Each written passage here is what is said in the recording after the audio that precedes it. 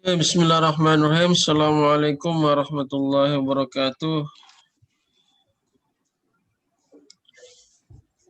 Alhamdulillahirabbil alamin. Assalatu wassalamu ala asrofil anbiya'i wal mursalin wa ala alihi wa ashabihi wa man tabi'ahum bi ihsan ila yaumiddin. Asyhadu an la ilaha illallah, asyhadu anna Muhammadan abduhu wa rasuluh, la nabiyya ba'dah. Rabbi shrah li sadri wa yassir li amri wal 'uqdatam min lisani yafqahu qawli. Subhanaka la ilma lana illa ma 'allamtana innaka antal alimul hakim. Allahumma inna nas'aluka fahman nabiyyin wa hifzal mursalin wa ilhamal malaikatil muqarrabin bi rahmatika ya arhamar rahimin. Alhamdulillah, segala puji bagi Allah. Malam ini kita kembali berjumpa untuk mengkaji salah satu buku atau kitab karangan dari Profesor Said Muhammad Naqib Alatas yang akan dibacakan atau diberikan syarah oleh guru kita yaitu Prof. Ugi Soeharto. Salawat dan salam ya tidak lupa kita panjatkan kepada Nabi kita Muhammad SAW dan juga kepada para sahabat-sahabatnya. Malam ini insya Allah kita akan ke paragraf selanjutnya ya. Tadi sudah diberikan prakata oleh Prof. Ugi ya. Tidak panjang kata ya, karena ini paragrafnya sangat panjang tadi Prof. Ugi bilang ya. Jadi kita langsung serahkan ya kepada Prof. Ugi untuk menjelaskan paragraf selanjutnya. Tafadhol Prof. Bismillahirrahmanirrahim. Alhamdulillahirabbil alamin. Wassalatu wassalamu ala asyrafil anbiya wal mursalin sayyidina wa habibina wa syafi'ina Muhammadin sallallahu alaihi wasallam wa ala alihi wa sahbihi ajma'in. Rabbi shrah li sadri wa yassir li amri wahlul 'uqdatam min lisani yafqahu qawli. Allahumma iftah lana hikmataka wa anshur 'alaina rahmataka min khazaini rahmatika ya arhamar rahimin. Allahumma nawwir qulubana binuri hidayatika kama nawwartal arda binuri syamsika abadan abada birahmatika ya arhamar rahimin.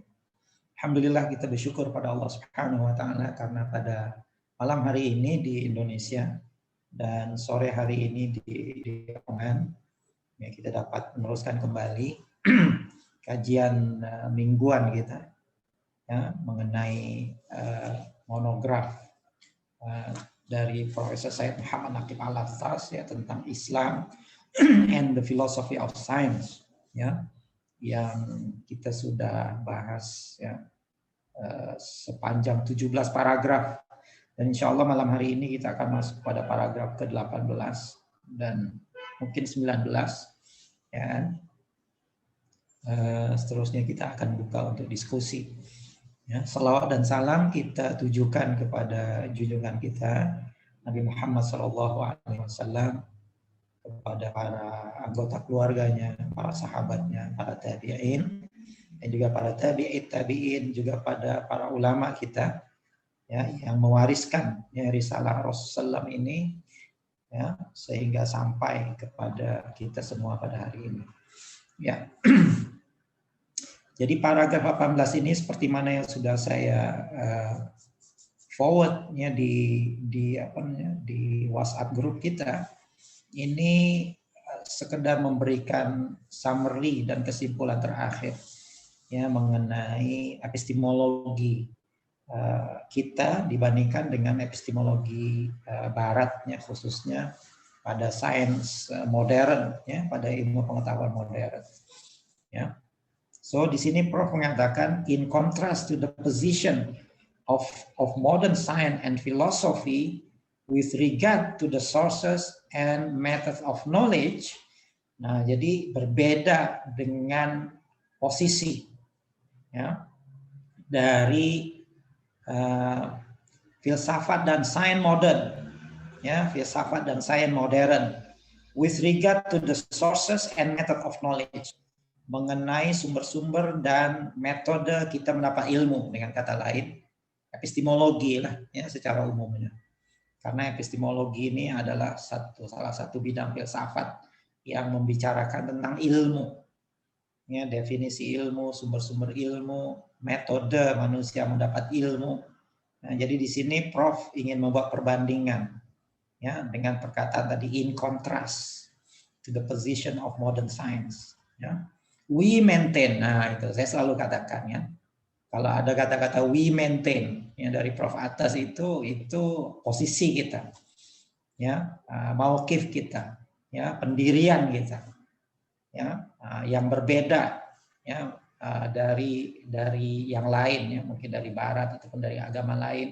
We maintain ya that just as there are level of reason and experience, so are there levels of authority and intuitions. Jadi pendapat kita ya, pegangan kita ya mengatakan that just as there are level of reason and experience, bagaimana di sana ada level-level, ada tingkatan-tingkatan, ya, akal dan juga pengalaman. Ya, kalau kita bisa mengakui adanya berbagai level akal manusia, ya kan? Ada akal manusia lebih tinggi dari yang lain. Of course, akalnya Einstein itu lebih tinggi dari akal kebanyakan kita lah. Ya kan? Baik kita ukur secara IQ-nya juga mungkin Einstein lebih tinggi IQ-nya dari kebanyakan orang. Ya, begitu juga ya level of experience, pengalamannya juga. Ya, bagaimana Einstein itu bisa membayangkan general theory of relativity. Bagaimana Einstein itu bisa membayangkan bahwasannya cahaya matahari itu bisa bengkok. Ya, the binding ray of the light. Ya, Einstein bisa membayangkan bahwa alam ini berbentuk kurva, ya kan? Nah, sehingga dia mengatakan bahwasanya waktu ini dia bersifat relatif, ya. Nah, itu sampai ke sana pengalaman Einstein itu, ya. So we maintain just as there are level of reason and experience, so are there levels of authority and intuition. Begitu juga di sana juga ada level-level yang berbeda ya mengenai otoritas dan juga intuisi. Ya. Jadi ada otoritas yang berbeda, levelnya lebih tinggi dari yang lain dan juga intuisi. Nah, kita semua terima kan reason, experience, authority, intuitions. Ini adalah jalan ilmu kita. Ya, mereka juga terima. Ya, tinggal lagi terutamanya authority lah. Authority agama ini. Kemudian intuisi agama, intuisi metafisik dan juga otoritas metafisik. Nah, ini ditolak oleh sains Barat. Ya kan mereka tidak menggunakan pengalaman para nabi itu. Ya, dan juga intuisi para wali itu tidak dipakai oleh mereka. So begitu. Ya, jadi kita sebenarnya lebih komprehensif dibandingkan dengan sains Barat. Ya, mereka membatasi diri mereka pada level tertentu, kita tidak membatasi di situ saja. Kalau mereka membatasi hanya pada reason and experience, kita sains kita itu terus meneruskan perjalanan epistemologinya ke authority, ke intuisi dan juga authority. Ya. Now, apart from the authority of men of science and learning generally, the highest level of authority in our view is the Holy Quran and the tradition, including the sacred person of the Holy Prophet. Nah, ini jelas. Jadi selain dari otoritas men of science and learning generally, selain dari otoritas orang-orang yang berpengetahuan, orang-orang yang berilmu pengetahuan, dan juga learning, ya, men of learning, orang-orang yang terpelajar, ya, orang-orang yang berilmu lah, ilmuwan, ya. Ya, of course kita mengakui otoritas mereka, kita mengakui otoritas ulama, otoritas saintis, ya, kita mengakui, ya. Ya, tapi di sini Prof menambahkan the highest level of authority, ya, otoritas yang paling tinggi in our view, dalam pandangan kita, is the Holy Quran. Itu adalah Al-Quran sendiri. Ya, bagi kita Al-Quran itu otoritas kita. Ya, otoritas kita. Ya, and the tradition, bagi juga sunnah. Tradition di sini artinya sunnah. Al-Quran dan sunnah. Ya, the Holy Quran and the tradition, including the sacred person, ya, of the Holy Prophet, termasuklah ya diri dari Rasulullah itu, ya. Nah, kepribadian Rasulullah itu, of course, Rasulullah ini ya sudah tercakup sifat sunnah, tapi ada juga yang khusus, ya, dari Nabi Muhammad SAW ini. Ya, nah ini Rasulullah, Al-Quran, ya, bagi kita ini otoritas yang kita kata sebagai khabar Rasul al-mu'ayyad bil mu'jizah. Ya, karena authority ini kan ada dua, kemarin kita cerita, authority ada dua. Satu yang dikatakan sebagai khabar shadiq, yaitu khabar mutawatir. Ya, berita yang disampaikan dari satu generasi kepada generasi, ya, sampai berita itu pada kita, seperti adanya Aristotle misalkan. Ya, bahwasanya Aristotle itu adalah muridnya Plato misalkan. Bahwasanya Aristotle itu pernah hidup di Yunani, di Aten, ya. Aristotle itu pembuat ilmu mantik misalkan. Ya, nah itu diterima, ya, itu sebagai khabar shadiq bagi kita, benar itu begitu, ya. Karena ada generasi yang pernah hidup di zaman Aristotle secara empiris, kemudian Aristotle pun nggak ada, meninggal, generasi itu pun hilang, kemudian diteruskan berita ini pada generasi sampai pada generasi kita, dan itu bagi kita adalah berita yang benar dan sumber ilmu, ya, sumber sejarah, ya. Nah, jadi begitu. Itu satu, ya, khabar shadiq. Yang kedua adalah khabar Rasul al-mu'ayyad bil mu'jizah. Berita yang datang dari Rasul yang disokong oleh mukjizat, yaitu wahyulah Al-Quran dan juga sunnah. Tinggal lagi memang nanti dalam pembahasan yang lebih detail, baik dalam ilmu kalam ataupun dalam usulul fiqh, nanti bagaimana kita mengambil dalil-dalil dari Al-Quran dan sunnah ini. Nah, ini ada kriterianya nanti tentang qat'iyahnya dan juga tentang dhanniyahnya. Kalau Al-Quran itu dari segi wurudnya, dari segi authenticity-nya, dia adalah qat'i, tapi dari segi dalalahnya tidak semuanya qat'i. Nah, kalau hadis itu nanti terbagi dua. Kalau yang mutawatir itu qat'i, tapi yang ahad itu ya tidak qat'i. So nanti ada pembahagian detailnya. Tapi secara umumnya kita menggunakan Al-Quran dan As-Sunnah itu sebagai otoritas kita. So they represent authority not only in the sense that they communicate the truth, but in the sense also that they constitute the truth. Nah, di sini Prof memberikan garis miring nih pada communicate dan constitute. Jadi keduanya ini maksudnya Al-Quran, Sunnah, dan juga kepribadian Rasulullah, diri Rasulullah, they represent authority. Semua itu Quran, Sunnah, dan juga ya pribadi Nabi itu they represent authority. Ya, mereka itu semuanya mewakili otoritas bagi kita. Bagi kita semuanya itu otoritas. Not only in the sense that they communicate the truth. Bukan hanya bermakna bahwasanya Quran, Sunnah, Rasulullah ini communicate the truth, menyampaikan ya kebenaran, ya. Communicating the truth, yang menyampaikan kebenaran, memperkatakan kebenaran. But in the sense also that they constitute the truth. Ya, tetapi maknanya juga mereka itu sendiri adalah kebenaran. Quran itu sendiri adalah kebenaran. Rasulullah sendiri itu adalah kebenaran. Quran itu al-haq dan Rasulullah itu al-haq. Nah, gitu. Ya kan? Jadi bukan sekedar Quran itu memperkatakannya, Quran itu sendiri adalah al-haq. Ya, Rasulullah sendiri itu adalah al-haq. Nah, itu maksudnya. They are not only communicating, but they are constituting the truth. They constitute the truth. Nah, itu pegangan kita. Itu epistemologi kita. Ya, itu epistemologi kita. Alright? So they represent authority that is established upon the highest levels of intellectual and spiritual cognition and transcendental experience that cannot simply be reduced to the normal level of reason and experience. Oleh sebab itu, maka Al-Quran, As-Sunnah, Rasulullah itu, they represent authority. Mereka itu mewakili, ya, otoritas bagi kita. Mereka itu adalah otoritas, ya, that is established, yang bisa disabitkan, yang bisa dibuktikan, bisa disabitkan, bisa dibuktikan upon the higher level of intellectuals, ya, atas, ya, akliyah, level-level akliyah yang tinggi.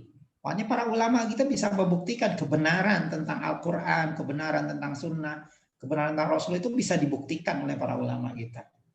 Ya, and spiritual cognition, begitu juga spiritual cognition ini ya seperti ma'rifah lah. Ya, jadi pengetahuan yang bersifat spiritual, ma'rifah. Jadi para ulama kita itu punya ma'rifah tentang kebenaran Al-Quran, tentang kebenaran Rasulullah. Seperti para sahabat melihat Rasulullah itu kebenaran. Ya, para sahabat itu melihat Rasulullah itu sebagai the truth. Ya, Abu Bakar, Sayyidina Umar, Sayyidina Utsman, Sayyidina Ali itu betul-betul melihat pada diri Rasulullah itu al-haq ada di situ. Ya. So mereka membuktikannya. Jelas bagi mereka Rasulullah itu al-haq. Ya. So they represent authority that is established upon the higher levels of intellectual and spiritual cognition and transcendental experience. Ya, and transcendental experience. Nah, ini pengalaman transcendental. Nah, ini pengalaman transcendental inilah pengalaman kerohanian yang dialami oleh para wali gitu. Nah, ini pengalaman transcendental yang mana orang biasa mungkin tidak mengalaminya. Tetapi para wali kita, para ulama gitu yang tinggi rohani, mereka mengalaminya secara empirical. Ini yang kita sebut sebagai personal empiricism, ya. Jadi memang empiricism ini ada yang common, tapi ada bersifat personal. Kalau yang common, kalau kita melihat daun warna hijau, semua orang bisa melihat daun warna hijau, itu common. Tetapi ada pengalaman-pengalaman tertentu yang hanya dialami oleh orang tertentu. Nah, nanti yang mengalaminya itu sesama mereka paham. Mereka juga mengalaminya. Nah, kalau dalam istilah sains namanya scientific community lah. Ya, scientific community itu mengalami paradigma yang sama. Ya, mengalami persepsi yang sama, mengalami intuisi yang sama. Nah, begitu juga para wali kita ini mengalami spiritual intuition yang sama, transcendental experience yang sama.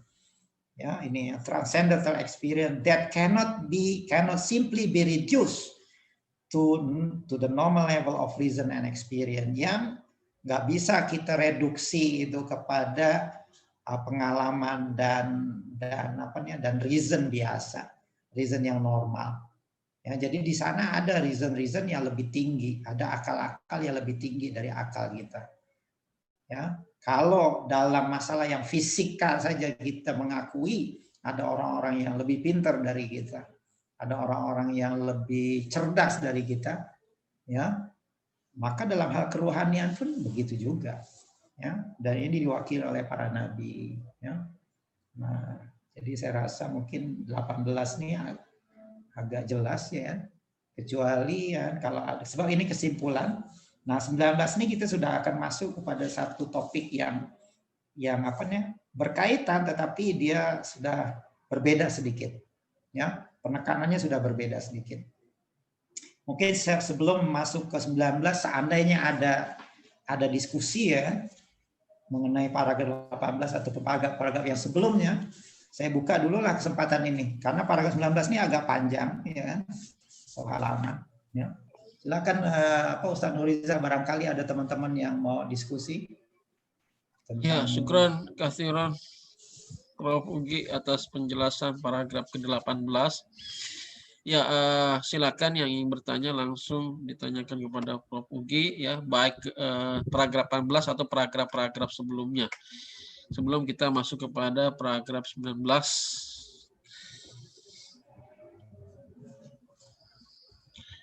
Atau sudah paham ya, karena tadi kata Prof, ini adalah khulaso ya, rangkuman dari pembahasan paragraf sebelumnya. Ya, silakan. Mungkin ya, ada yang belum paham di paragraf selanjutnya. Yutika nih kayaknya, Bu. Pengen bertanya. Ya. Iya, silakan. Suaranya mic-nya agak didekatkan karena kurang kedengeran. Oh ya, sekarang sudah terdengar belum? Ya. Ya, sudah terdengar. Ya. Oke, Ustadz Ugi, saya mau bertanya yang tadi transcendental empiricism ya, itu bagaimana cara kita apa istilahnya ya, memastikan bahwa pengalaman tersebut adalah benar atau kita memvalidasi pengalaman tersebut gitu, Tat? Ya. Terima kasih. Iya, Kak. Ya, karena ini sifatnya pengalaman. Ini kan pengalaman ya sifatnya. Jadi kalau kita belum mengalaminya agak susah untuk kita memverifikasikannya. Ya kan? Tetapi kita bisa menggunakan reasoning. Kalau kita belum sampai kepada pengalaman itu, kita bisa menggunakan reasoning dengan permisalan. Ya, contohnya misalkan anak kecil yang belum pernah anak kecil yang belum pernah mengalami satu pengalaman, ya, misalkan anak kecil yang belum pernah mengalami naik kapal terbang misalkan, ya, nah, kan pengalaman naik kapal terbang itu beda dengan pengalaman naik bis misalkan, ya, naik kereta, ya kan, dia belum pernah mengalaminya, ya. Jadi kita mungkin bisa ceritakan pengalaman kita naik kapal terbang misalkan.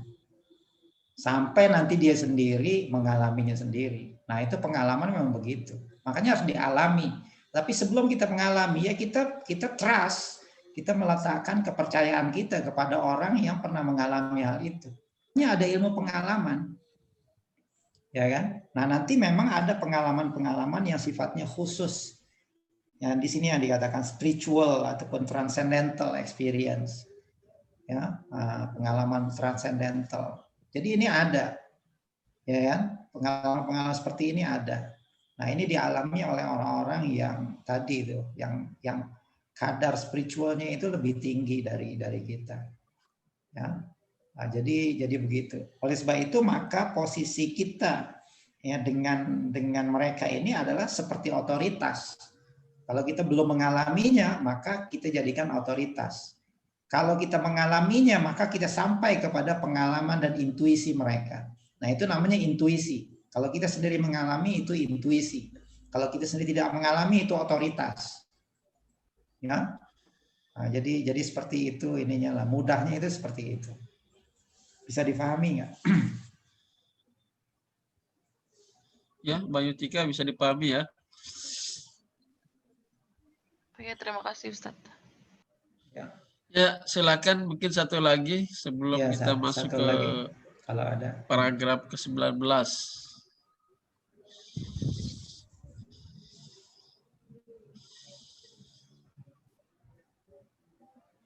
Nah, posisi yang seperti ini kan berbeda dengan posisi sains. Kalau sains itu nggak mau mereka mengakui kebenaran selagi belum dialami oleh mereka. Nah, ini kan kita berbeda dengan mereka. Bagi mereka kalau mereka belum alami, kalau saintis belum alami, ya nggak ada.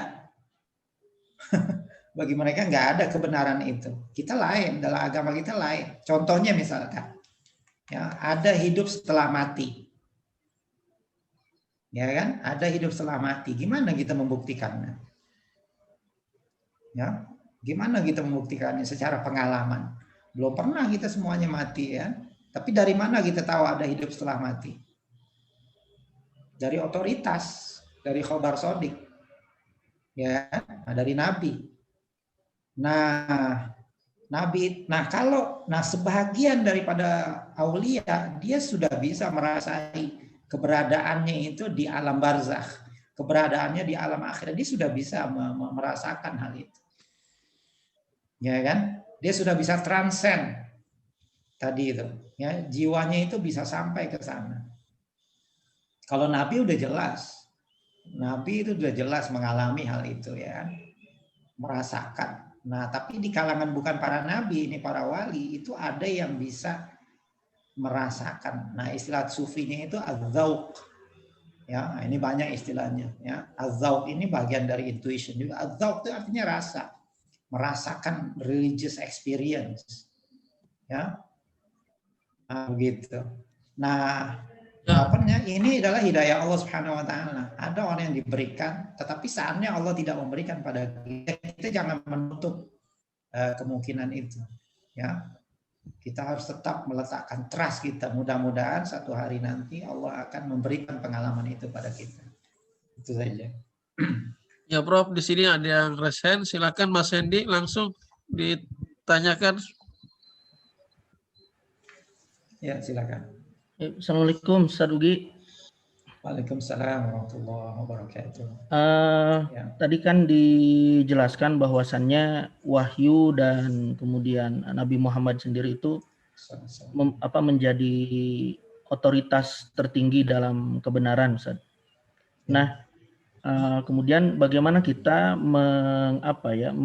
mengkomunikasikan atau bahasa lebih tepatnya mengkomunikasikan antara otoritas tertinggi itu dengan katakanlah metode-metode keilmuan yang saat ini berkembang misalkan di ilmu ekonomi. Kita menggunakan pendekatan ekonometrik misalkan, Zat. Dan di beberapa pertemuan sebelumnya kan antum sendiri sempat mengatakan bahwa dalam ekonometrik hubungan antara satu variabel dengan variabel lain itu kan disebutnya dengan korelasi, ya. Dan itu yang saya tangkap menunjukkan seakan-akan ikatan antara kepastian hubungan dua variabel itu tidak sekuat di ilmu alam gitu, Ustaz. Nah, yang ingin saya tanyakan ini adalah bagaimana kita bisa memanfaatkan ilmu-ilmu yang berkembang di barat ini dalam konteks ekonometrik, metode untuk mengcapture fenomena dan kemudian berusaha untuk memahami fenomena yang terjadi itu dengan katakanlah wahyu yang datang dari Allah diturunkan kepada Rasulnya Sallallahu Alaihi Wasallam.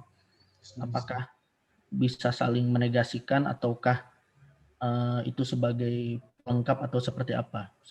Atur nuhun. Begini, dalam ilmu kan ada dua, ada ilmu yang qat'i, ada ilmu yang dhanni. Ada ilmu yang yakini, ada ilmu yang dhanni, ya. Begitu, ya. Nah, ilmu ekonomi ini di mana ininya? Di mana letaknya? Ada yang kadar kekotiannya itu tinggi dalam ilmu ekonomi, tapi ada yang dhanni juga. Ya kan, ada yang sifatnya dhanni. Ya. Kalau misalkan law of economics misalkan, apa yang kita sebut sebagai positive economics misalkan, itu mungkin ada beberapa hal yang kekotiannya itu dekat kepada qat'i. Misalkan law of demand misalkan, ya. Law of demand mengatakan when the price increases, the quantity demanded decreases. Nah, itu kan to certain extent law itu betul, benar. To certain extent, ya. Secara statistik law itu benar. Kalau kita ambil secara statistik, when the price of a good increases, then the quantity of that particular good, the quantity demanded of that particular good-nya decreases. Itu benar secara statistiknya. Ya, kalau kita buat buat econometrics, ya kan? Nah, itu kelihatan nanti korelasinya, kan, antara naiknya harga dengan turunnya quantity demand itu kelihatan ada negative correlation, ya kan? Kelihatan kan secara statistik. Kemudian secara psikologinya juga benar. Ya, secara psikologinya juga kita punya kecenderungan seandainya harga barang itu naik, maka kita cenderung untuk membeli sedikit barang itu. Kan benar, ya, secara psikologinya. Jadi secara psikologinya ataupun secara statistik dan sosiologinya itu ada degree kebenarannya. Ya. Tapi memang tidak seperti ilmu alam. Ya, tidak seperti fisika misalkan. Ya, yang kalau kita lempar benda itu ke atas dengan ketinggian tertentu pasti dia jatuh lagi ke bawah. Itu certain. Ya, ataupun seperti gaya misalkan kalau kita lemparkan dengan gaya sekian dia akan sampai kepada jarak sekian. Itu certain. Almost certain itu. Ya kan? Tapi kalau ekonomi karena dia behavioral science, dia adalah ilmu yang berkait dengan behavior manusia dan behavior manusia ini cepat berubah. Jadi dia tidak sepasti ilmu pasti. Makanya ada ilmu alam itu kita bilang ilmu pasti kan. Ya, itu dulu bahasa Indonesia ilmu fisika itu ilmu pasti ya. karena memiliki derajat kepastian yang tinggi. Nah, jadi ilmu itu ada yang memiliki derajat kepastian yang tinggi, ada ilmu yang probable. Nah, ini dalam istilah para ulama kita ada ilmu yang qat'i, nah itu yang kepastiannya tinggi, ada ilmu yang dhanni, yang kepastiannya itu kurang, yang probable.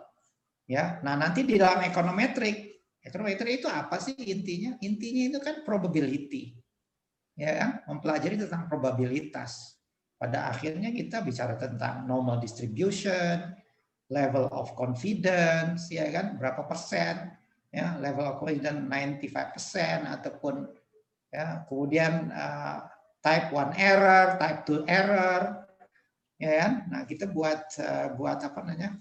Buat parameter-parameter yang seperti itu. Dia tetap ada gunanya, walaupun dari segi predictability-nya itu tidaklah seperti ilmu alam. Ya kan? Nah, ini kan sains.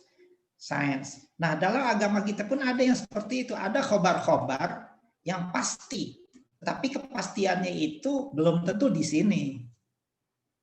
Nah, katalah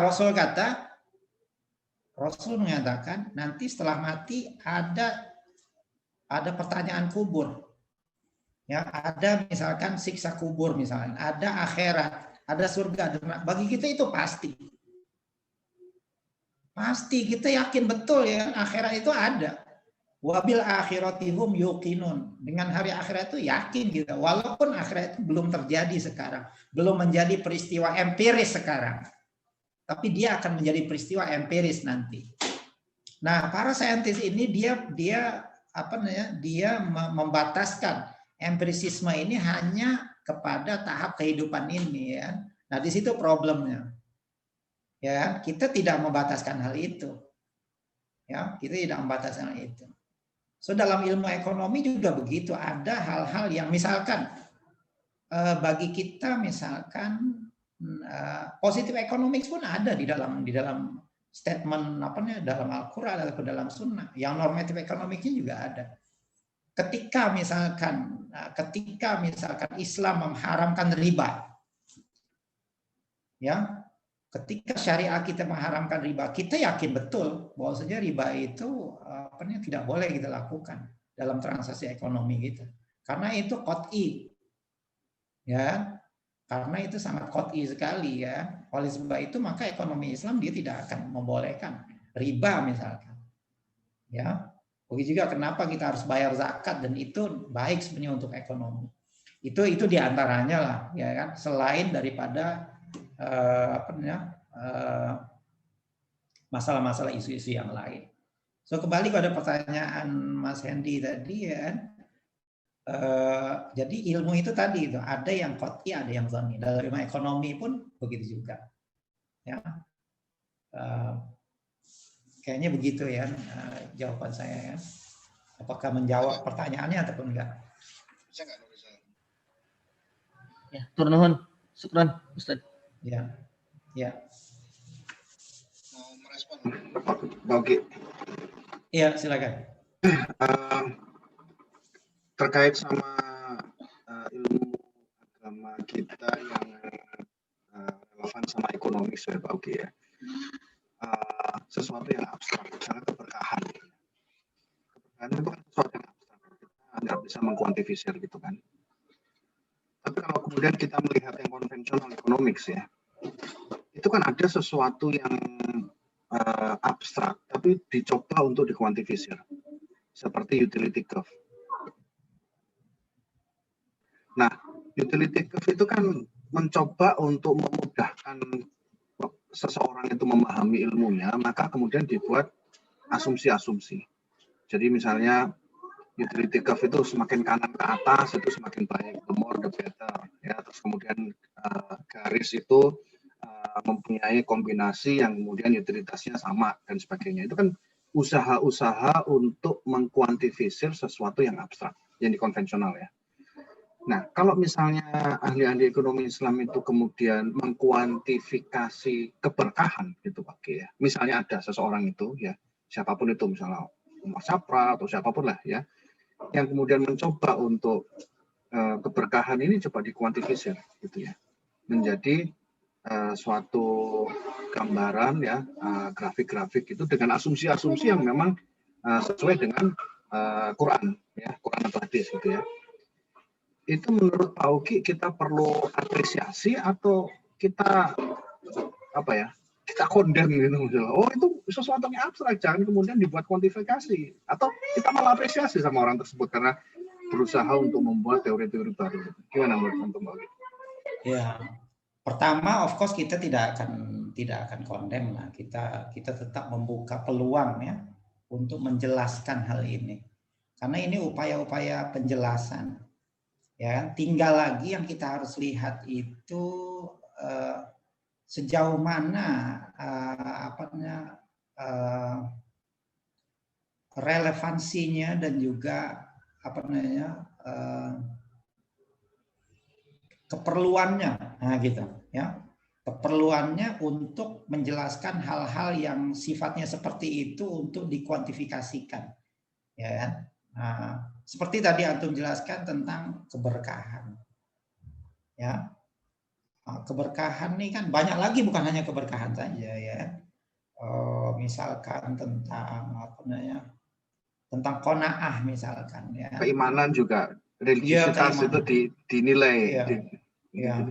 Katalah qanaah, sifat qanaah, sifat tawakal, oke, sifat ikhlas. Ini kan semua spiritual state ya.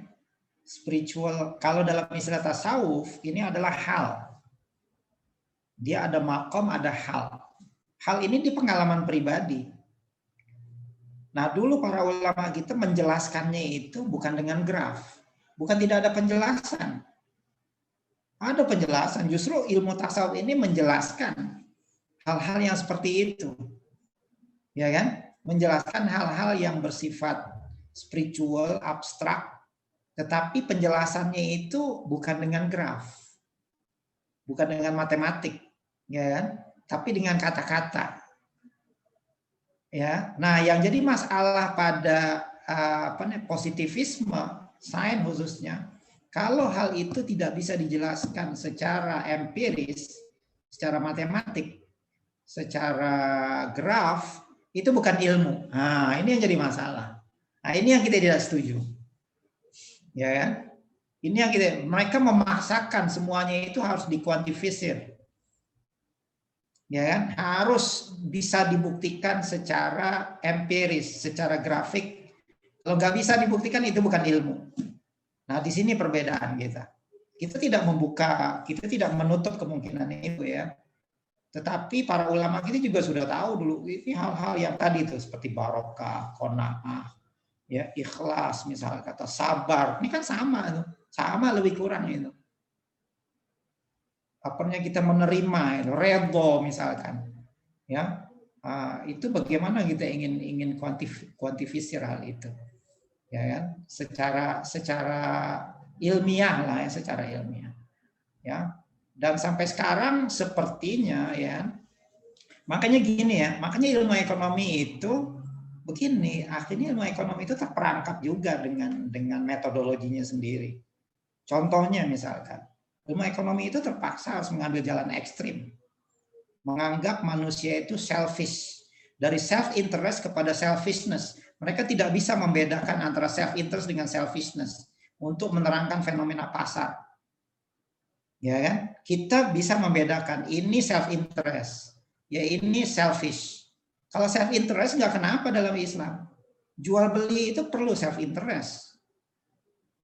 Kita misalkan sebagai pembeli, kita melayan self interest kita tawar harganya supaya lebih murah.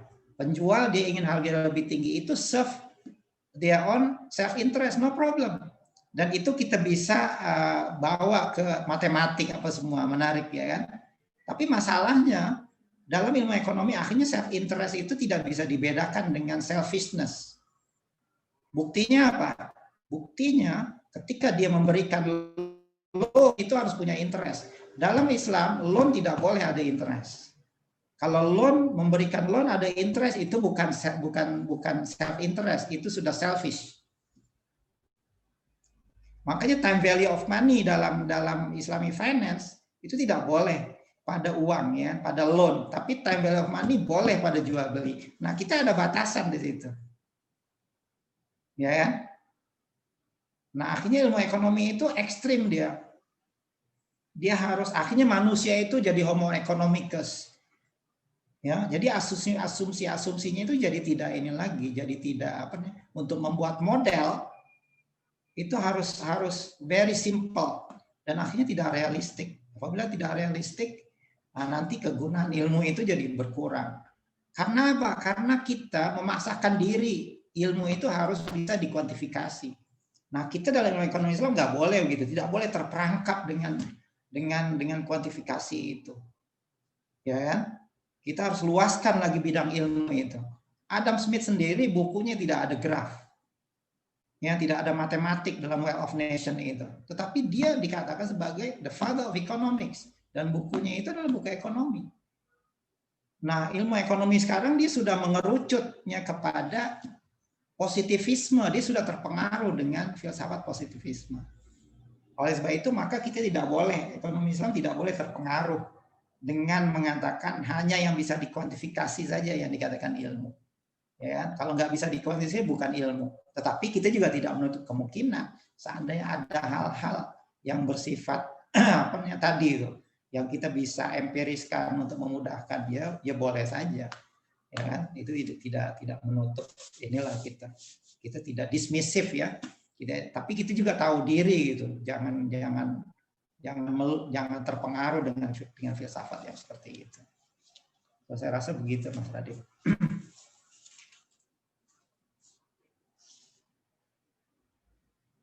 Oke. Mungkin kita lanjutkan lagi, ya. Paragraf 19. Oke. Nah, ini sudah masuk sedikit. Ini sudah masuk sedikit ke ilmu mantik, ya. Oke. So, di sini Prof mengatakan we define man as a rational animal, where the term rational is signified by the term natiq. So, kita mendefinisikan manusia itu sebagai rational animal, sebagai hewan rasional, ya, hewan yang berpikir, hewan yang berakal, ya, rational animal. Where the term rational, ya, yang mana istilah rasional di sini is signified by the term natiq, ya, itu diartikan, ya, dengan terminologi natiq. Nah, ini Arab. Makanya dalam bahasa Arab itu dikatakan dari ilmu mantik ya, al-insanu hayawanun natiq. Nah, gitu. Man is a rational animal. Ya, al-insanu, man, hayawanun natiq, is a rational animal. Hayawan artinya animal, natiq ya artinya rational. Oke, nah begitu. Jadi perkataan natiq. Nah, ini nanti Prof Alatas nih bahas nih, natiq ini apa maknanya? Natiq ya, hayawanun natiq. Which points to an innate faculty of knowing. Nah, jadi natiq ini sebenarnya points ya, menunjuk kepada innate faculty, kepada fakulti dalaman manusia itu. Ya, kepada fakultas, pada kekuatan dalaman ya yang ada pada manusia itu. Fakultas apa? Fakultas of knowing. Fakultas yang berkaitan dengan ilmu. Ya, yang berkaitan dengan ilmu ini. Nah, makanya akhirnya perbedaan antara hewan dengan manusia itu kan akalnya. Karena dari akal ini manusia itu dapat ilmu. Ya. Dari akal ini manusia itu dapat ilmu yang berbeda ya dengan hewan. Ya. Manusia ini sangat kreatif sekali kan, hewan tidak ada kreativitasnya. Ya, hewan dari dulu buat rumahnya seperti itu juga ya. Laba-laba dari dulu sampai sekarang buat rumahnya begitu saja.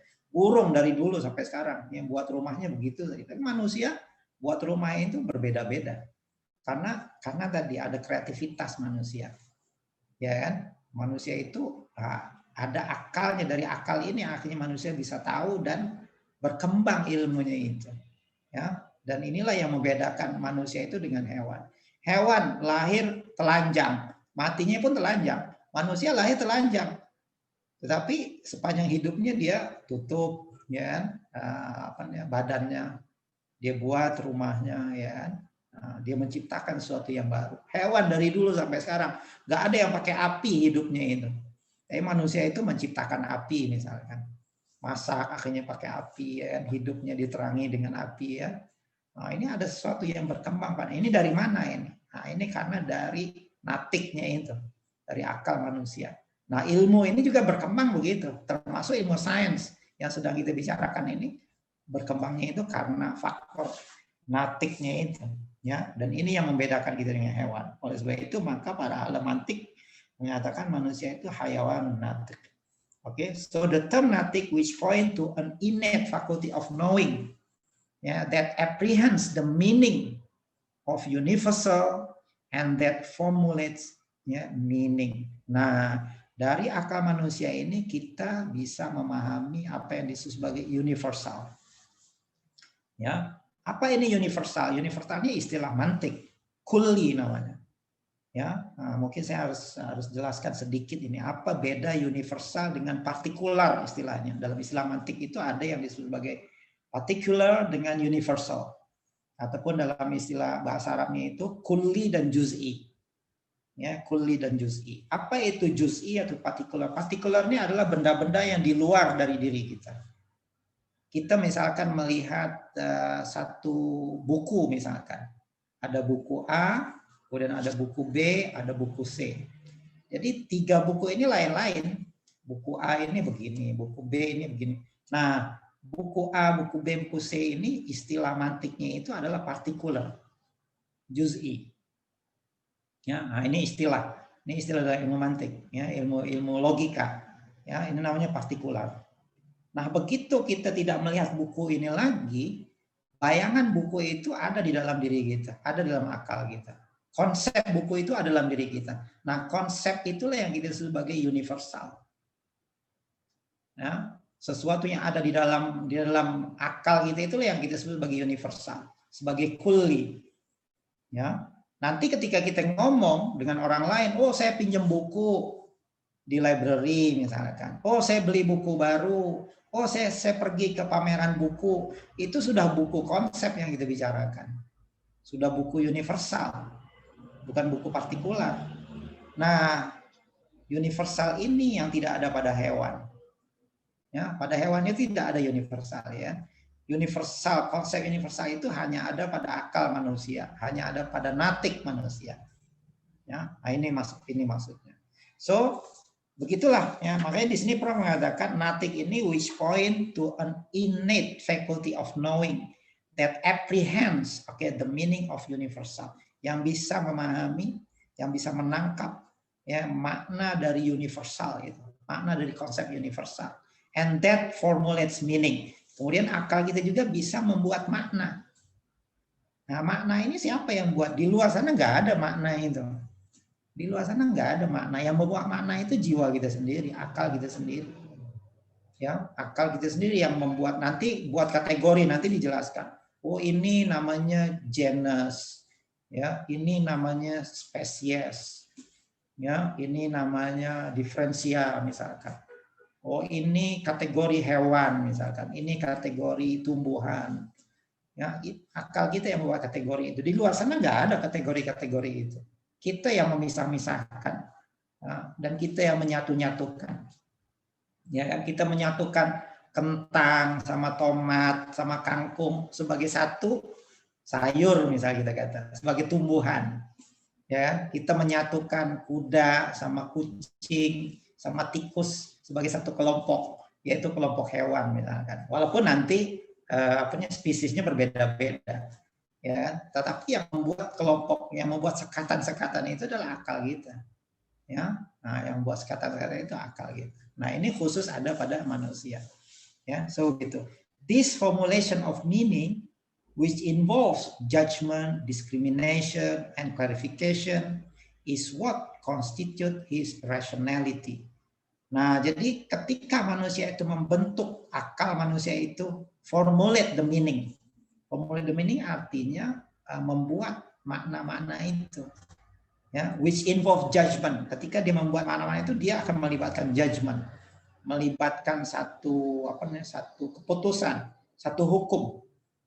Ya, kalau dalam istilah logik namanya tasdik. Tasdik itu misalkan kita kata rumah itu besar. Nah, itu sudah tasdik. Kita sudah memberikan hukum kepada rumah. Kalau kita mengatakan rumah itu saja, itu masih tasawur namanya. Ya, itu dalam istilah logik. Kalau kita mulai belajar mantik itu, kita akan belajar dulu tentang tasawur wa tasdik. Ya, tasawur itu konsep, satu konsep. Kemudian konsep itu kita berikan judgment. Sama lah seperti dalam bahasa Arab. Ya, kita ada mubtada dengan khobar misalkan. Ya, al-mubtada itu seperti tasawur dalam mantik. Al-mubtada dalam ilmu nahwu itu sama dengan tasawur dalam ilmu mantik. Dan khobar bagi ilmu nahwu itu sama dengan tasdik dalam ilmu mantik. Ya, kita kata al-baitu kabirun. Ya, al-baitu kabirun. Ya, kalau dalam ilmu nahwu, ilmu grammar, ya kan, itu adalah mubtada dan khabar. Ya, al-baitu itu mubtada, kabirun itu khabar. Tapi dalam ilmu mantik, ya, rumah itu besar, rumah itu adalah tasawur. Kemudian besar itu tasdik. Nah, itu judgment. Nah, itu yang membuat judgment itu adalah akal kita. Ya, so this formulation of meaning which involve judgment, satu. Kemudian discrimination, pemisah-misahan. Ya, ini rumah apa namanya? Konsep rumah misalkan. Oh, ini rumah burung. Ya, ini rumah burung misalkan. Ini rumah laba-laba misalkan. Ya. Walaupun itu konsep rumah juga, ini namanya discrimination. Kemudian clarification, kemudian penjelasan. Ya, memberikan penjelasan-penjelasan tentang sesuatu is what constitute his rationality. Inilah yang dikatakan sebagai rasionalitas. Ya, sebagai sikap rasional itu ketika kita bisa memberikan judgment, bisa memberikan perbedaan-perbedaan, persamaan-persamaan, ya. Ya, begitu. So the term rational natiq and having the power to formulate meaning dhu nutqin are derived from the same root, ya, that conveys the basic meaning of speech. Nah, ini menarik. So istilah rasional ataupun natiq, ya, bahasa Arabnya gitu. Kan tadi al-insan hayawanun natiq, and having the power to formulate meaning. Begitu juga memiliki kekuatan untuk memformulasikan atau membuat makna, itu artinya dzu nutqin. Dzu nutqin. Dzu nutqin artinya orang yang bisa membuat makna. Derive, from the same root. Itu semuanya diambil dari akar yang sama. That conveys the basic meaning of speech. Yang mana makna dasar dari nut itu adalah speech, berbicara. Ya. Natoko itu berbicara. Ya, bahasa Arab itu dzunutqin, orang yang bisa berbicara. Ya, natoko itu artinya berbicara. Ya, jadi sebenarnya manusia juga adalah hewan yang berbicara sebenarnya. Maksud hewan bicara di sini hewan yang berbahasa. Ya, hewan yang berbahasa. Manusia itu hewan, dari akalnya itu akhirnya timbul bahasa. Nanti kita lihat. In the sense human speech.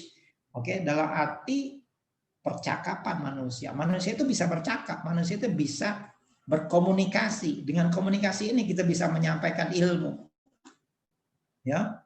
Dengan komunikasi kita bisa menambah ilmu. Menambah ilmu orang. Ya kan? Dengan mendengar juga kita bisa bertambah ilmu kita. Nah, karena orang berkata. Orang berkata kepada kita, ilmu kita bertambah. Ya kan? Nah, begitu. Ya, tadi rasional dia akhirnya bertambah dengan perkataan. Ya, dengan perkataan. Akalnya itu bisa bertambah dengan perkataan. Makanya kita ada sekolah. Di sekolah ngapain sih guru? Ngomong kan kerjanya. Dosen, ngapain dosen kerjanya ngomong? Tapi ngomong yang apa nih, yang meningkatkan akal, ngomong yang berilmu, ya, menambah akal mahasiswa, ya, menambah rasionalitasnya mahasiswa, ya. So in the sense of human speech, jadi nutuk itu adalah human speech, so that they both signify a certain power and capacity innate in man to articulate words or symbolic forms in a meaningful patterns.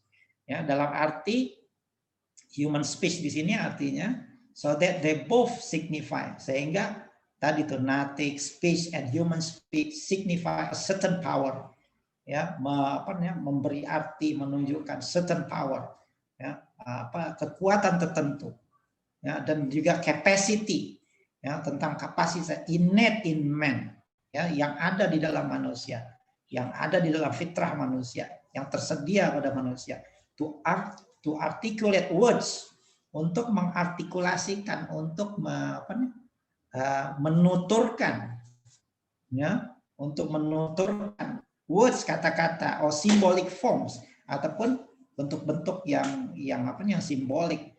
Ya, dengan kata-kata itu kita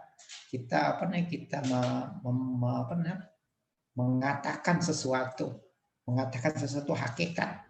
Jadi hakikat itu bisa disampaikan dengan kata-kata. Hakikat yang di luar sana itu kita bisa sampaikan dengan kata-kata. Ya, sehingga orang yang tidak pernah melihat itu pun kalau kita sampaikan dengan kata-kata seolah-olah dia bisa melihatnya. Ya. Ketika kita jelaskan dia dengan kata-kata yang tepat, itu seolah-olah dia melihatnya. Walaupun dia belum pernah melihat lagi, walaupun dia belum pernah merasakan lagi. Nah, itu kekuatan kata-kata, kekuatan nutuk, ya, an-nutqu di situ, ya. So to articulate words or symbolic forms in a meaningful patterns, ya, dengan pattern, ya, dengan bentuk yang meaningful, dengan bentuk yang berarti, yang bermakna. Ya, sehingga ilmu itu adalah arrival of meaning to the soul and arrival of the soul to the meaning. Ilmu itu adalah kehadiran makna di dalam jiwa dan kehadiran jiwa, ya, kepada makna. Ya, jadi yang masuk dalam jiwa kita itu makna. Nah, di antara makna itu lahir dari kata-kata. Ya, walaupun makna itu tidak semestinya dari kata-kata saja sih. Ya, dari renungan gitu juga bisa menimbulkan makna. Ya, tetapi dengan kata-kata juga itu bisa menimbulkan makna.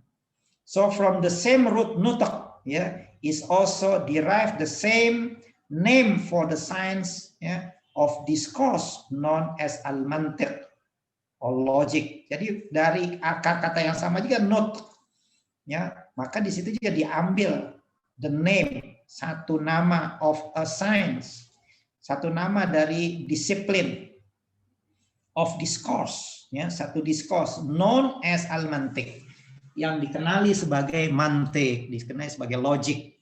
Oke, develop for construction of arguments, yang dibangun tujuannya, kalau kita belajar mantik itu tujuannya adalah for the construction of arguments, untuk mengkonstruksi hujah. Ya, kalau kita ingin berhujah dengan seorang, kita harus pakai mantik, kita harus pakai logika. Ya, nah ini. Nah, di antara manfaat ilmu logika ini adalah membantu kita untuk berargumentasi secara logis. Nah, secara logis, dari kata logis juga, timbul logika itu dari kata logis juga kan. Ini enggak logis misalkan. Ya. So develop for the construction of arguments, the formulation of disputations, ya, the discovery of fallacies, the theory of classifications and definitions, the basic notion of the syllogism, the concept of proof and demonstrations, the general outlines of an intellectual method in the pursuit of truth. Ya, nah ini satu-satu, ini manfaat ilmu logika nih. Ya, nah saya harus jelaskan satu-satu nih. Nah, mungkin waktunya tidak cukup, ya, untuk menjelaskan satu persatu. Saya ingin jelaskan one by one the meaning ini. Kebetulan tadi saya tunjuk, saya ada satu buku nih, ya, namanya Khulasatul Mantiq, ya, Muqaranah, ya, ma'a usulul fiqh. Ini ditulis oleh orang Oman, ya. Saya beli buku di sini, ya, tentang apa nih, khulasah, tentang ringkasan ilmu mantik dan juga perbandingan dengan usulul fiqh. Ya, tadi saya katakan di halaman depan buku ini ya, di apa nih? Biasa para ulama itu dulu biasa. Setiap dia mempelajari ilmu baru itu bisa dilihat dari 10 aspek. Setiap disiplin ilmu itu bisa dilihat dari 10 aspeknya. Ya, makanya mereka menulis nazam. Ya, di sini ada juga nih. Ya, ini dikatakan inna mabadi kulli fannin asyarah al-hadu wal mawdu'u thumma thamarah wa nisbatun wa fadluhu wal wadi' wal ismul istimdadu hukmu syari' masailun wal ba'du bil ba'd iktafa wa man daral jami'a hadza syarafa. Nah, gitu. So di sini katakan inna mabadi kulli fanin asyara. Sesungguhnya prinsip-prinsip setiap ilmu itu, setiap disiplin itu ada 10. Yang pertama adalah al-haddu, definisinya, wal mawdu, subject matter-nya, summa samarah. Kemudian apa manfaatnya mempelajari ilmu ini? Wa nisbatun, kemudian kaitannya dengan ilmu lain. Wa fadluhu, dan kelebihannya ilmu ini dibandingkan ilmu lain. Wal wadi, dan siapa yang menciptakan ilmu ini. Wal ismu, apa nama ilmu ini? Ya, wal istimdadu. Ya, kemudian ilmu ini nanti dipakai untuk apa saja ya. Wa hukmu syari', dan apa hukum syaroknya mempelajari ilmu ini. Wa masailun. Habis itu isu-isu yang dibahas dalam. Jadi para ulama itu sudah ini ya. Nah, ini dalam ilmu logika ini adalah ilmu yang membantu kita supaya kita tidak salah ya berpikirnya. Karena manusia ini bisa salah berpikir. Ya, salah berpikir ini nanti bisa jadi sofis. Sofis ini dia tidak menggunakan logika. Ya. Nah, dulu ceritanya ada sofis ini dia istilahnya debat kusir lah. Ya, dia kalau berdebat itu bukan pakai ilmu, pakai sophistry ya, namanya itu sophistry, bukan pakai logika. Dia bilang begini katanya, saya bisa membuktikan yang saudara ini keledai. Oh, gimana ya? Ya, saya bisa buktikan saudara ini keledai. Gimana? Oke, kata sofis itu setuju nggak kalau dikatakan saya bukan saudara dan saudara bukan saya. Premisnya itu saya bukan saudara. Kemudian saudara bukan saya. Setuju nggak? Setuju ya. Memang saya bukan saudara dan saudara bukan saya. Kemudian kata sofis itu, saya bukan keledai. Berarti saudara keledai. Itu kan bukan logika ya. Itu sophistry ya. Ya. Jadi premisnya itu salah. Nah, dalam berpikir itu kadang-kadang kita berbuat salah. Ya. Nah, kesalahan ini bisa diminimalisir dengan ilmu logika. Nah, nanti ini di antara manfaat ilmu logika ini Prof sebutkan di sini ada beberapa sini manfaatnya. Satu, ya kan? Prof sebut di sini construction of arguments. Bagaimana kita berargumentasi. Kedua, formulation of method of disputations. Memformulasikan tentang cara-cara dispute, cara-cara berbeda pendapat. Ya, the discovery of fallacies. Ya, menemukan fallacy. Ya, fallacy ini cara salah berpikir. Nanti dalam ekonomi saya akan kasih contoh.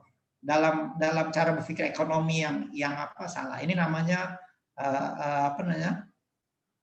mikro paradox ataupun fallacy of composition. Nah, dalam ekonomi ini kadang-kadang kita banyak membuat fallacy of composition. Fallacy of composition artinya kita assume kalau seandainya untuk satu grup itu benar, maka keseluruhannya itu bisa benar. Nah, ini kesalahan ada pada classical economics dulu. Kalau mikronya itu benar, maka makronya akan benar. Tidak semestinya. Ini adalah fallacy of composition, ya, discovery of fallacy. Kemudian the theory of classification and definition. Bagaimana akal manusia itu membuat klasifikasi dan membuat definisi. Kemudian the basic notion of syllogism. Nah, ini silogisme ini. Apa bedanya silogisme dengan silogisme ini kias, tapi kiasnya ada kias dalam mantik, ada kias dalam usul fiqh. Ya, kias dalam mantik namanya silogisme. Kias dalam usul fiqh itu namanya analogi. Nah, ini nanti bedanya itu di mana? The conception of proof and demonstrations. Konsep tentang bukti dan juga burhan, ya, demonstration, membuktikan kebenaran. Ya, kemudian the general outlines of an intellectual method in the pursuit of truth. Kemudian juga tentang general outline, ya, intellectual method and the pursuit of truth, ya, bagaimana akal kita itu mencari kebenaran, ya. Nah, ini mungkin saya harus jelaskan ya satu persatu ya, dan waktu kita mungkin tidak mencukupi untuk malam hari ini. Mungkin saya berhenti di sini ya, untuk kita teruskan lagi insya Allah pada minggu yang akan datang. Seperti biasa mungkin saya bukalah mungkin satu atau dua pertanyaan ya, seandainya ada. Ya, kalau enggak ya sudah ada ini Prof di kolom chat ya. Ini di kolom chat sudah ada. Ini dari Wafi Padang ya. Mungkin Mas Wafi bisa langsung ditanyakan. Oh, mic-nya rusak ya ini ya.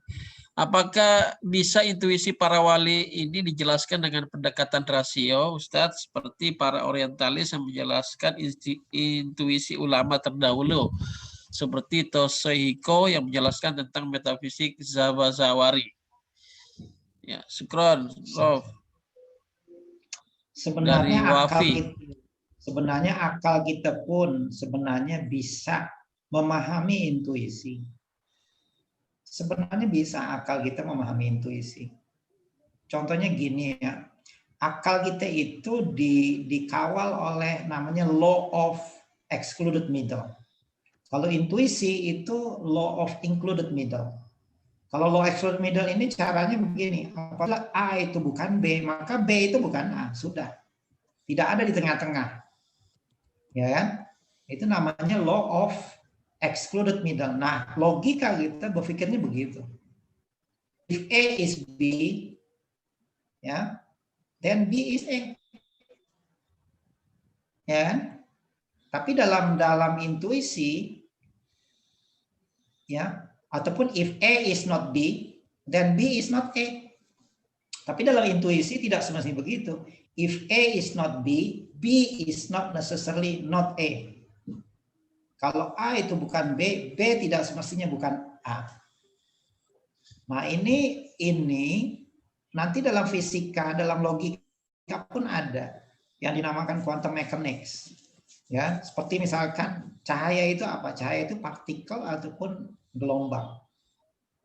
Kan kalau partikel bukan gelombang kalau kita pakai logika. Ya, kalau partikel pasti bukan gelombang. Karena partikel itu ada void. Ada ruang kosong di antara dua yang diskrit. Ya kalau diskrit tidak continuous, kalau continuous ya tidak diskrit. Nah, gitu kan? Itu akal. Tapi dalam intuisi, ya, gelombang itu bisa sama dengan partikel dan partikel itu bisa sama dengan gelombang. Makanya ahli fisika sampai sekarang mengatakan cahaya itu gelombang dan partikel dua-duanya. Ya, nah itu pada level intuisi itu begitu ya, ya bisa. Nah, kita memahaminya secara logikanya begini. Coba kalau saya berikan, bisa nggak kita membayangkan lingkaran garis lurus? Coba kita bayangkan adanya lingkaran garis lurus, di mana lingkaran dengan garis lurus itu bisa sama. Nah, kalau kita pakai logika, lingkaran dengan garis lurus itu nggak bisa sama. Orang lingkaran bukan garis lurus, orang garis lurus dia bukan lingkaran. Tetapi sebenarnya dalam keadaan tertentu lingkaran itu bisa menjadi garis lurus. Dan garis lurus itu bisa menjadi lingkaran. Kita ibaratkan gini ya, kita jelaskan secara logikanya seperti ini. Bola misalkan bola. Bola itu bulat. Ya kan? Bola itu 3 dimensi bulat. Oke? Kalau kita lihat bola di luar secara 3 dimensi itu bulat. Begitu kita ambil fotonya, foto bola, kita sudah mereduksi dari 3 dimensi kepada 2 dimensi. Sehingga yang terlihat oleh kita hanya lingkaran bola saja. Oke? Nah, ini kan lingkaran nih. Oke, lingkaran. Begitu kita letakkan gambar bola, gambar lingkaran itu di atas surface, di atas kertas, maka nampak lingkaran. Tapi begitu kita lihat kertasnya dari satu sudut saja, Kalau kita melihat kertasnya begini, kita lihat lingkaran itu udah garis lurus. Sudah jadi garis lurus. Ya kan? Nah, kita bisa bayangkan di situ ada persatuan di antara garis lurus dengan lingkaran. Ya. Kita bisa menyatukan, akal kita itu bisa menyatukan antara garis lurus dan lingkaran. Itu mudahnya begitulah ya. Gambaran akliyah kita itu begitu. Ya. Nah, begitu juga pengalaman itu lebih tinggi dari akal. Intuisi itu lebih tinggi dari akal. Karena intuisi itu 3 dimensi istilahnya. Berpikirnya itu 3 dimensi. Ya, dia itu bisa 3 dimensi, bisa 2 dimensi, bisa 1 dimensi. Sementara akal kita itu selalu dibatasi dengan 2 dimensi. Sehingga apa yang bagi akal kita itu sepertinya bertentangan, bagi intuisi tidak bertentangan. Ya. Oleh sebab itu pengalaman para sufi itu adalah pengalaman 3 dimensi kerohanian itu ya. Jadi mudahnya begitulah, mudahnya kalau kita ingin jelaskan secara logikanya. Tapi hal itu memang harus dialami sendiri. Ya, apabila kita mengalami sendiri baru kita akan ini. Tapi untuk menjelaskannya sekurang-kurangnya kita bisa memberikan permisalan. Makanya Allah itu ketika mensifati dirinya itu Allah menggunakan permisalan-permisalan. Kalau Allah menggambarkan dirinya seperti mana pada dirinya ya kita nggak paham, tidak mengerti. Gitu. Karena Allah itu laisa kamitslihi syai'. Dan kadang-kadang gambarannya itu juga bertentangan dengan logika kita. Wal awwal wal akhir wal zahir wal batin. Dia yang awal, dia yang akhir. Kalau logika kita awal itu bukan akhir dan akhir itu bukan awal. Secara logika, ya orang awal berarti dia tidak akhir. Akhir berarti bukan awal. Tetapi awal dan akhir itu bisa disatukan pada Allah Subhanahu wa zahir wal batinu. Dia adalah yang zahir dan juga yang batin. Kalau zahir bukan batin. Kalau batin tidak zahir secara aklinya. Tapi oleh intuisi hal itu bisa kita satukan. Makanya nanti di dalam ilmu akidah para ulama kita itu mengatakan apa hubungan zat Allah dengan sifat Allah. Kalau Mu'tazilah kan karena dia memaksakan akalnya. Zat itu sifat dan sifat itu zat. Bagi ulama Ahlussunnah tidak begitu. Sifat dengan zat itu sifat itu adalah laisa hiya huwa wala hiya ghairuhu. Itu sudah pakai law of included middle. Ya. Jadi penjelasan para ulama kita itu sudah mengambil ya dari intuisi para sufi. Ya. Nah, jadi begitulah ininya ringkasannya ya. Memang ini harus inilah ya mungkin kita pertama kali mendengar istilah-istilah ini jadi agak susah untuk kita merenungkan. Tapi kalau kita sudah biasa hal ini perlu latihan memang ya, perlu latihan, perlu perenungan ya, perlu kepada banyak membaca juga, perlu pada pembiasaan. Kalau kita udah biasa seperti ini itu nanti lama-lama ini lentur ini kita ya kan. Nah, jadi tapi nggak kenapa kita akan terus membincangkan hal ini ya sepanjang pembacaan buku ini kita akan terus ketemu dengan hal-hal yang seperti ini. Mudah-mudahan nanti kita akan terbiasa. Wallahu a'lam. Ya, masih bisa satu lagi, Bro? Ada lagi? Ya, Ada ini lagi? ya Oke, sebenarnya banyak lagi. tapi yang saya lihat yang dari tadi bertanya itu Mas Munar ya. Silakan Mas Munar. Assalamualaikum Ustadz. Ini saya mewakili saya bareng sama Ustadz Munar. Iya.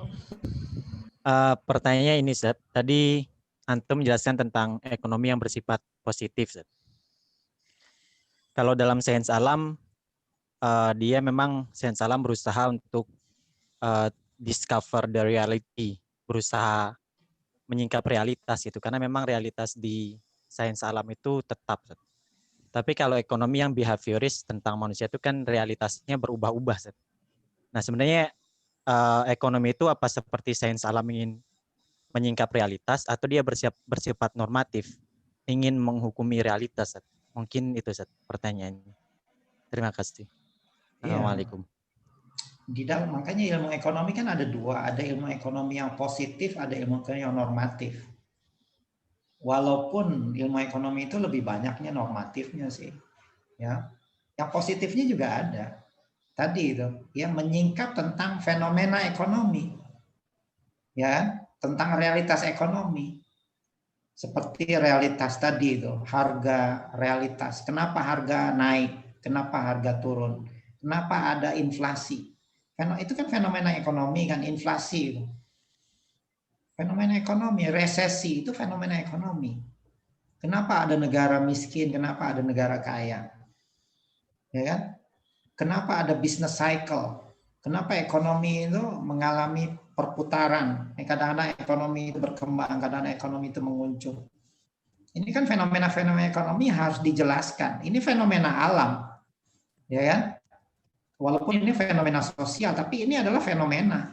Ini adalah ayat, ya. Seperti mana batu itu kalau kita lempar itu begitulah ya. Ada fenomena alam. Makanya dalam Quran Allah kata sanurihim ayatina fil afaqi wa fi anfusihim hatta yatabayyana lahum annahul haq. Kami akan tunjukkan ayat-ayat kami, kata Allah. Fil afaqi, di segala penjuru alam. Jadi ayat Allah itu ada di penjuru alam. Ya, wa fi anfusihim, tetapi ada juga di dalam diri mereka, ada dalam jiwa mereka. Nah, ilmu sosial ini ilmu mengenai apa yang ada dalam jiwa manusia. Cuman ilmu ekonomi ini kedudukannya dia dua-duanya itu ada aspek kejiwaannya, ada aspek fenomena alamnya juga. Kalau fisika itu lebih banyak yang di luar sana ya. Kalau psikologi itu lebih banyak yang di dalam sana. Tapi ekonomi ini ada unsur dua-duanya. Ya kan? Nah, ini kekhususan ilmu ekonomi. Makanya ada ilmu ekonomi yang positif, ada ilmu ekonomi yang normatif. Kalau ekonomi positif, ilmu ekonomi yang menjelaskan tentang what is. Nah, itu istilahnya ya. Kalau yang normatif, what ought to. Apa yang sepatutnya. Dia lebih pada polisi nantinya, kebijakan. Tapi kalau ekonomi yang normatif, dia lebih pada sains sebenarnya. Walaupun sains itu tidak seperti mana sains alam ya, tidak seperti ilmu alam yang degree of predictability-nya itu sangat kuat. Ya kan? Karena dia baik secara khusus ataupun secara umum itu sama. Tapi kalau ilmu ekonomi dia mungkin, nah di sini ada fallacy. Kalau dalam ilmu alam antara yang khusus dengan yang umum itu bisa serasi. Tapi dalam ilmu ekonomi karena dia behavioral science yang khusus dengan yang umum itu bisa tidak serasi, bisa terjadi paradoks namanya. Ini yang disebut sebagai mikro-makro paradoks. Sebagai contoh uang misalkan, uang kalau dimiliki oleh individu bagus. Kalau kita punya banyak uang bagus, tapi negara kalau punya banyak uang belum tentu bagus. Kalau punya negara banyak uang, cetak aja uang. Nggak berani kan negara mencetak uang ya tanpa ilmu ya, karena kebanyakan uang tidak bagus untuk negara. Tapi kalau uang untuk individu bagus. Nah, ini di sini ada mikro-makro paradoks. Ya. Nah, jadi kita melihat ilmu itu pun kita harus tahu dia punya ininya. Dia punya filosofinya, dia punya skopnya, ya kan? Di mana kebenarannya, di mana kelemahannya ilmu itu, termasuk ilmu ekonomi. Ya, nah, jadi saya setuju sebenarnya ilmu ekonomi itu ada yang normatifnya dan ada yang positifnya. Nah, nanti ilmu ekonomi Islam pun ketika kita melihat yang positif itu pun kita punya filosofi yang tersendiri. Nah, ini bedanya. Ekonomi Islam itu nanti dia melihat yang positif economics itu dengan filosofi kita. Sementara yang normatif sudah tentu kita banyak perbedaan. Nah, jadi ilmu ekonomi Islam itu tidak semuanya setuju dengan konvensional. Baik yang positifnya maupun yang normatifnya. Nah, kita sedang mempelajari hal-hal yang bersifat positif nih. Dalam Islam and the philosophy of science ini justru kita sedang mengkritisi hal-hal yang dikatakan positif itu. Positif bagi mereka itu apa? Dan bagi kita positif itu apa maknanya? Karena nanti kita akan ketemu antara reality dengan fact itu ada beda. Ya, there is a difference between reality and fact. Fact is not always truth. Nanti ada yang kita sebut sebagai false fact. Ya. Nah, sementara yang positivis dia akan mengatakan semua fakta itu benar. Bagi kita tidak semua fakta itu benar. Ya, insya Allah masih panjang lagi perjalanan kita, diskusi kita ya. Kita belum sampai separuhnya ya. Ya, harap kita masih bisa bertahan untuk terus ya mengasah ya pikiran kita. Ya, bagus, saya suka kalau ada pertanyaan-pertanyaan direct dengan ekonomi, ya kan? Karena memang itu tujuan asalnya memang kita ingin size-nya itu kita ingin lebih kepada ekonomi ya, supaya membantu kita untuk memahami tabiat dari ilmu ekonomi Islam sendiri. Jadi saya mohon maaf karena di sini sudah maghribnya sejak 15 menit yang lalu sebenarnya ya. Masya Allah. Jadi saya serahkan kembali kepada Ustaz Nurizal untuk menutup majelis kita. Ya, syukran kasiran Prof. Ugi atas pemaparannya. Mohon maaf ya bagi ikhwan wal akhwat sekalian yang sudah resen dan ingin bertanya ya, tapi waktu juga yang harus memisahkan kita dan harus kita tutup ya, karena di Oman sudah maghrib. Ya, mungkin langsung saja terima kasih kepada Prof. Ugi dan rekan-rekan sekalian, Iwan wal akhwat. Semoga apa yang kita kaji malam ini bermanfaat bagi kita. Insya Allah minggu depan kita masih mengkaji sebagian lagi dari paragraf ke-19. Akhirul kalam, mari kita tutup dengan kafaratul majlis. Subhanakallah.